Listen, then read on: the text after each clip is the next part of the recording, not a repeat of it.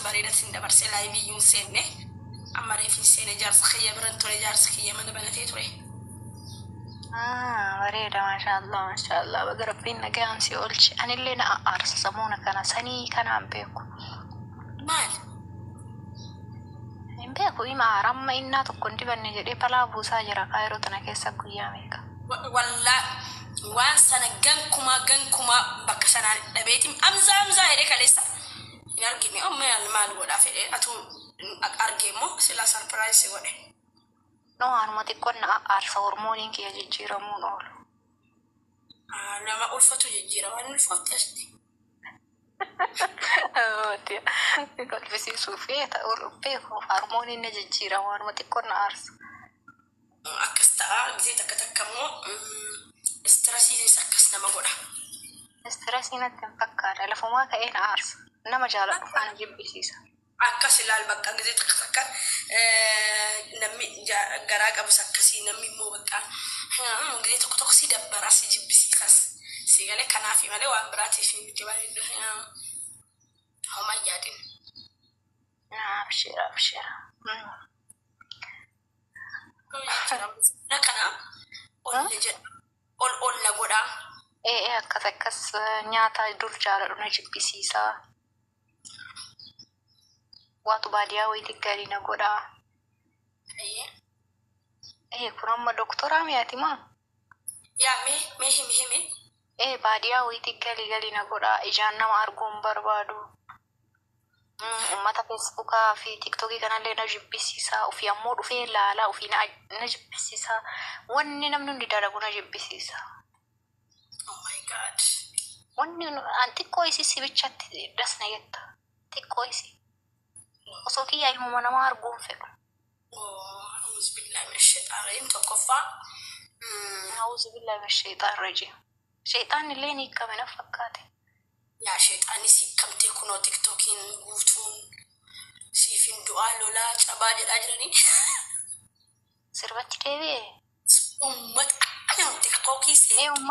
Uummanni ni jibbisiisa. Uummanni guutuun akka jiru. Bexaamiin nama jibbisiisa. Wanna irraa haloo irraa kafali na godha akka waan danda'u uummata hunda. Akkami uummanni kun ji'a guutuu akkasii soomaa bahee wanni inni soomee fadaaguma gaafa muuziqaa caqasuutii cinqamee jedhee na aarsa akka waan dhimma kiyya ta'e. Yaa hedduu siyaasa warabbal kaabaa kun sireesiidhaan kolfina. Si galee maaliif guyyaa 3 lamallee bultee yoo dhaggeeffatte.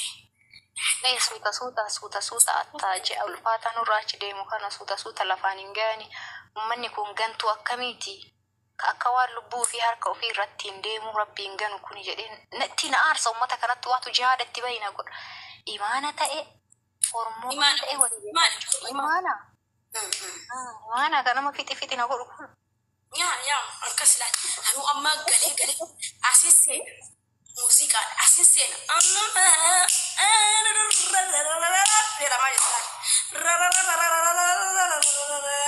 lolaa loltuu. Fikreenullee jedhamaa jira ta'e galee. Kuni maal? Dayyusummaa dirqeen nama Ramadaan keessan salaanne namni akkana nama Ramadaan keessa ibaadaa hin goone.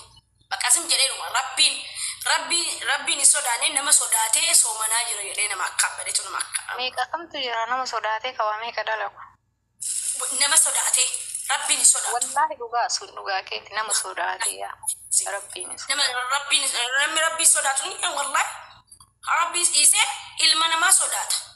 Ilma namaa sodaatee maal kaayiroon kun amma shaashaaltee malee gaafa ni kaayiroo bar gaafa keessummaa nama yaamu qofa salaataa bar aqriba sanuu gaawuyyaa keessummaa hin jirtu. Anuu haa qabarri masgiida guddaa tokko deemnee fagoo tokko deemnee of seenee dafee achii gale. Osoo namni takka suuraa naan hin jedhin. Anaasirii guddaa tokko godhadhu. Argee jira Amzaa ati dura darajaarra ol baatee Amzaan immoo duuba kee ol bahe. Wallaahi nu argite?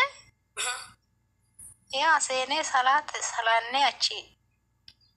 No bakka salaataatti miti gaatuun bakka salaataatti si argee naa wajjin hin kaatu suuraa silaasin kaatu. Leeshin kaane abitti si waliin ka'a si immoo ati bar nama addaati. Yaa kanaaf aganya Dabdee jirta ma safaratti si arge makiinaa keessa taa'e ol bahan. Safara kana okay. Ya asittiin wanni jiraachaa dheessi dhiisa si garee.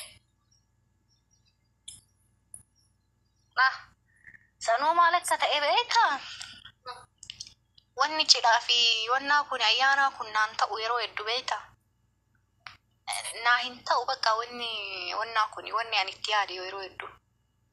Waalaikum assalam warahmatullahi wabarakatuh. Ayyee waalaikum assalam. Wanta tokko bitadhaa jedhee ayyaanaaf abaanan tokko dheeraa wayiiti. Yaani okkeedha osoo Dubaay hin taate. Achi kophee xiqqoo dheertuu takka godhadhee hin beekta kawwata asii gabbu'anii masgiida deeman awwaaraa maali? Asitti yoo hirkadhee awwaara qaba. Asitti yoo hirkadhee awwaara qaba. Na aarsee karaan deemuun